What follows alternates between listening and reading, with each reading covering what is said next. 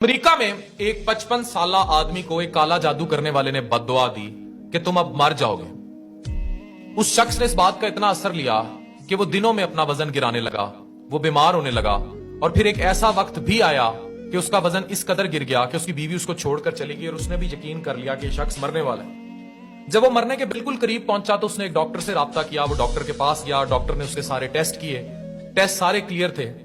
Doctor को उसकी बीमारी समझ आ गई।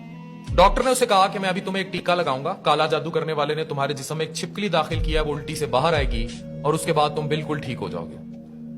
टीका लगाया गया। डॉक्टर ने नर्स के साथ मिलकर प्लास्टिक की छिपकली, रियल वाकया है, उसकी उल्टी में डाल दी और उसको बाद में दिखा के चलता किया कि भाई अब वो निकल गई है, अब तुम बिल्कुल ठीक हो जाओगे। और ऐसा ही हुआ।